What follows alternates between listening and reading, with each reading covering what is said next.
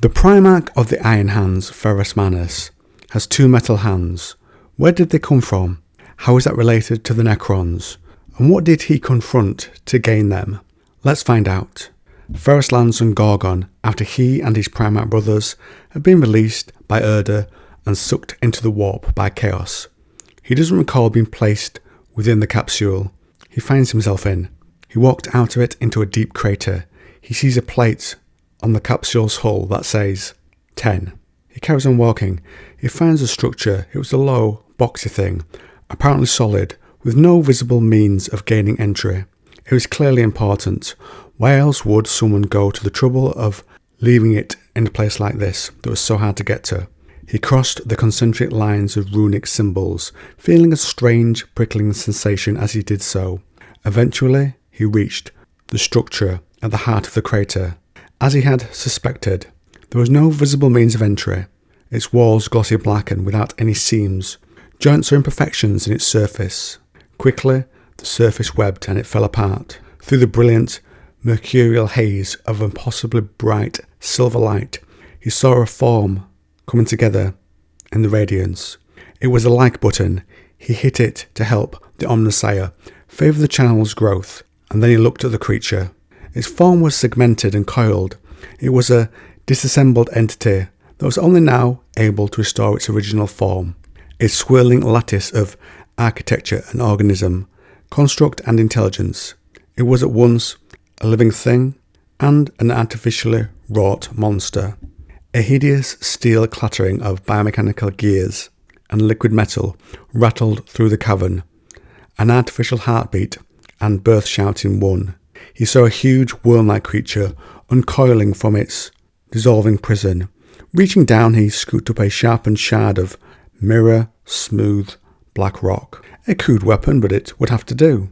He stepped out to face the creature, a titanic worm with a ratcheting, segmented body that constantly rotated and reshaped itself with shifting liquid ease.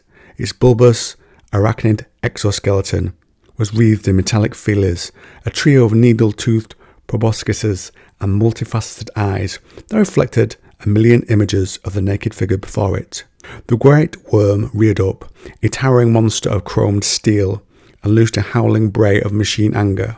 I must say that despite my video's concept being saying this thing is Necron, it's given me Dark Mechanicum vibes, to be honest, but let's proceed. He leapt to the side as the creature slammed its bulk down, crushing the ruin of its former prison and cracking the ground beneath with its titanic weight. He rolled, burning his skin on the patches of molten rock, bubbling up through the cracks. Scalding steam wreathed him, and he bit back a shout of pain. The towering worm slithered toward him, smashing stalagmites from its path and gouging a great furrow in the ground with its weight. With only his shard blade to defend himself, he was under no illusion as to what the outcome of this fight would be. He roared and leapt at the creature, stabbing his obsidian blade into its flanks, but the stone shattered on its glittering metal. It slammed into him, a flexing juggernaut of thunderous, unstoppable metal and power. Silver barbs pierced his skin as he was flung from its path, slicing his chest and shoulder to ruin. He hit the ground, the breath punched out of him, his body bruised to the bone. He pushed himself to one knee, ready to face the creature once more. Even weaponless, he would fight it. But it seemed that killing him was of no concern to the worm. It continued over the floor of the cavern, bludgeoning a path through the cliffs. Again it reared, and hundreds of grasping, clawed legs extruded from the underside of its body. With sinuous flexors, the worm creature tore its way up the disintegrating walls until it curled around and slithered over the lip of the crater. He stood and watched it go, relieved to be alive, but angry he had failed to kill the beast. He knew nothing of his part in arriving to this planet of his past, but the power of his body told him he was more than a mere man. He had failed in his first task and swore to himself that he would not fail again. His arrival had destroyed this mountain prison, however unwittingly, and the responsibility of undoing the damage lay with him. The woman's passage was impossible to miss, a deep furrow in the mountainside that led north into a shadowy wasteland. Watery light glinted from the creature's distant scales as it fled its former tomb. Now I think that the worm he fights, when he first lands on the Medusa, is the one he faces again later. This tale is briefer, and in Index Astartes, it's more like the telling of a myth, with a little of the gritty detail we get for the first fight. It says he followed the path, and he wondered. There was a voice that kept on calling him on the road. That's where he'll always be, until he finds and fights a great silver worm called Asimov. He stalked it for days to the land of shadows, a land of the ancients. That of course ties in with that little passage we had a moment ago, where it fled into a shadowy wasteland. The place was said to be a land of metal and stone relics, ancient and of giant proportions, remnants of a forgotten age. The tale goes the monster is said to have skin of living metal that was impervious to harm.